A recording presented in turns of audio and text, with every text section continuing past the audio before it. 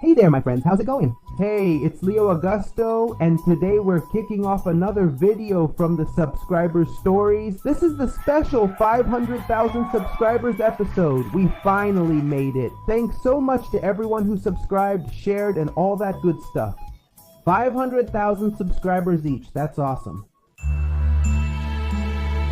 Hey Leo, João Vitor here with a bizarre story from when I was 8. I was playing a game with my friend that involved throwing marbles at each other. That's crazy, right? Throwing marbles could blind someone if it hit their eye, face, or mouth. It's a wild and dangerous game, son. What were you thinking? It's not dangerous at all, right? Oh, it's just marbles, Mom. Okay then, until I threw the marble and it rolled under the bunk bed. There was a really small gap there, and the marble went right into that gap, you know? I get it, the marble. It went right into that little gap. We took a break, to go get it. I bent down and put my hand in there to grab the marble. And out of nowhere, the marble came out by itself really fast, hitting everything. My God, it was like someone was controlling it. It hit the closet, the television, the wall. I ran to the living room with my friend. Out of breath, I told my mom what happened. Mom, we were throwing marbles at each other, and suddenly the marble started moving by itself. There's a ghost in the room. What? Are you crazy? I warned you not to play with anything dangerous.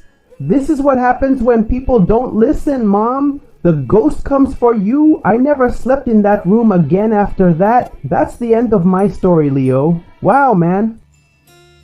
I have a theory about your story. Actually, there was no ghost, man. You were just imagining things, Leo.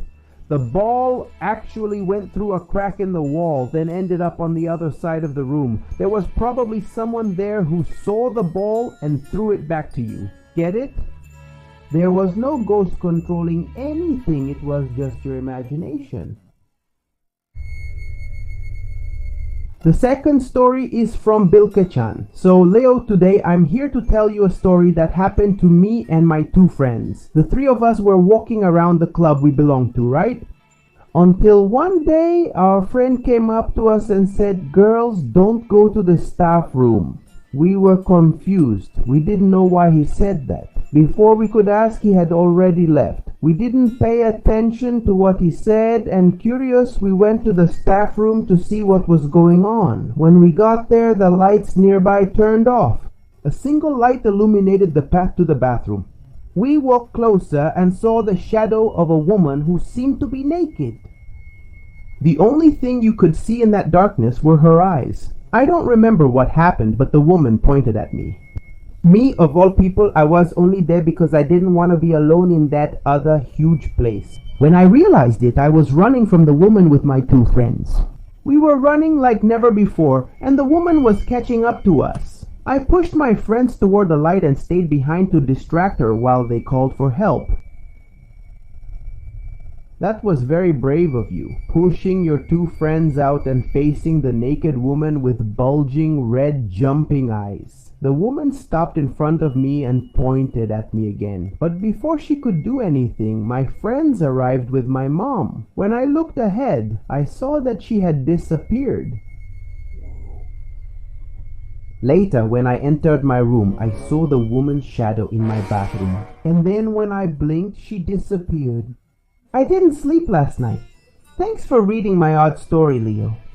Here's my theory. I even wrote a theory about it. It's that your friend accidentally entered the staff room, right? And then by accident, he saw this woman who was taking a shower. She would be an employee of the place, right? Then she realized he was there and ran after him, right? To catch the kid who was spying on the lady there doing her business. And then I think that's what happened, right? I also think that since she was only pointing at you and not saying anything, maybe she had some kind of speech problem, right? Like, I don't know, maybe she was mute or something. Let's go to the next story then. The third story is from 6-year-old Miguel Perez, who really likes your channel. Something happened to me and I'd like to share it with you. It was really bizarre. I was in my room on my bed, very calm. It was night. Suddenly, a scary ballerina appeared. Hold on, man, she just showed up in front of you like that, out of nowhere. Boom! The ballerina appeared. She was standing next to my bed and staring at me intently. I was paralyzed and really scared, but I managed to look back at her and realized her eyes were completely black. She looked more like a monster than a ballerina. I think that thing wanted to kill me. She started climbing onto my bed, coming toward me. I couldn't move. I was really terrified, man. I can imagine, man, at a time like that, I'd be crying and screaming, "Mom!" I remember that in the end I managed to pull the comforter over my head. A very good comforter tactic, my friend. I pulled so hard that I ended up falling out of bed. Then I woke up and saw it was all a dream. Whew, man, good thing it was just a dream, my friend. My God, man, I was starting to get scared here. However, when I looked at the floor, I saw a ballerina shoe that looked really old. I kept wondering if all of that was real. My name is Genaina. I'm from São João dos Campos. I'm 41 years old. I'm married, an engineer, a homemaker, and mother of 6-year-old Pedrinho. He was the one who introduced me to your channel, and he's here by my side and asked me to tell you a story of mine that I've already told him. Thank you, Pedrinho, for having your mom share this story with us. Let's see what's going on, what happened. First time a mom tells a story here. I think it's the first time, right? I'm going to tell you a bizarre story that happened to me when I was 22 years old and single. I lived with my family in São Bernardo do Campo. For that, I'll give you some explanations first so you can understand my story. When I was a child, there was a municipal emergency room in São Bernardo right by the Anchieta highway. So everyone who got into accidents on the highway and the local population used this emergency room. My mom even took me there once. It was an old, ugly-looking building, and at the end of the 80s, it was closed down. And the emergency room was moved to a new building. That old emergency room stayed closed for many, many years. And when I was already an adult, around the 2000s, I noticed that it reopened as a hotel. When I was 22, I became unemployed. Since I spoke English, I decided to look for a job as a bilingual receptionist. It was very difficult to find employment. At that time, and I was unemployed for a long time, I sent my resume throughout São Bernardo do Campo and got an interview at a fancy hotel downtown. I was approved for the receptionist position, but at the last minute, it turned out to be for the hotel near my house. The one that used to be an emergency room. The hotel you're going to work at was once a hospital that was closed for years. I really didn't want to go there, because the place was said to be haunted, but I needed the money, so I went anyway. It's impossible to describe in words the negative energy of that place. The air was so heavy you could cut it. With a knife? Oh, man. I'm imagining the heavy atmosphere here. I used to work where it used to be the morgue. Think about how creepy that is. I'm thinking about it. I'm already getting, sweating. But the employees were really nice and close-knit. Everyone had already seen so many hauntings that we worked in pairs. I have so many stories of mine and my colleagues to tell you it could fill a book, but I'll just tell you one. The hotel had such a terrible reputation that it was always empty.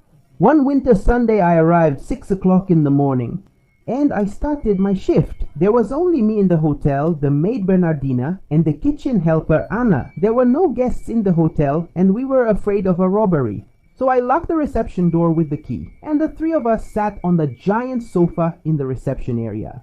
And we watched television. We ended up falling asleep. Then suddenly I saw myself floating above my own body. I looked to the side, and I also saw my two friends asleep. I felt really scared. There was an evil shadow over Anna, and she was struggling. Suddenly Anna got up and ran to the hotel kitchen. At that moment, the shadow came over me and squeezed my neck, and I couldn't move. And it was horrible. Then I remembered the Lord's Prayer and started to pray, and the shadow let me go. Then I woke up with a start and ran to the kitchen. There I found Anna, who was crying and shaking. She said she dreamed that she left her body, that she floated and saw me and Bernardina sleeping, and that the demon grabbed her by the neck and tried to strangle her, and that she remembered the creed prayer and started to pray, and the thing let her go, and she woke up and ran to the kitchen. What's going on in this place, huh? I was horrified and crying. I told her I had the same nightmare. Then Bernardina came running into the kitchen, also crying, and asked why we had left her alone at the reception. She said she had a nightmare, that she floated above her own body, that she saw Anna and me going to the kitchen, and she told the same nightmare. Man, that's crazy. So we told each other about our nightmares, and we were shaking in the kitchen. This was around 6:30 in the morning. Since it was a hotel, guests could arrive at any moment. So even with the hotel empty, Anna would make a fancy morning coffee and set up the hotel's pantry with the best of everything, right? And the pantry was next to the kitchen. They were connected by a communicating door. Well, we were drinking sugar water in the kitchen to calm down after the supernatural experience we had, right? When the cups in the empty pantry started to clink, there was the sound of little spoons being placed on saucers and chairs being dragged as if the pantry was having a busy breakfast day. I'm feeling dizzy here, damn man. We looked at each other and ran out of the hotel. We stayed there until about 7 o'clock when the manager arrived and we told him everything. We got a warning for sleeping on the job and he didn't believe us. He said ghosts don't exist. The pantry was spotless, not a single cup out of place. Thank God I left that job soon after and the hotel was closed later. And that's how it remains to this day. If you want to hear more stories, let me know. I'll tell you more. Thank you very much. What a story, huh? I even got scared here, man. Damn, dude. There's really some weird haunting going on there, right? Thank you to all who shared their stories. It was great. We made a special for 500,000 subscribers. I hope you all enjoyed it. And send this video to all your friends so we can reach 600,000 subscribers now, right? That's our next goal, guys. So that's it. Thanks. See you next time. Bye.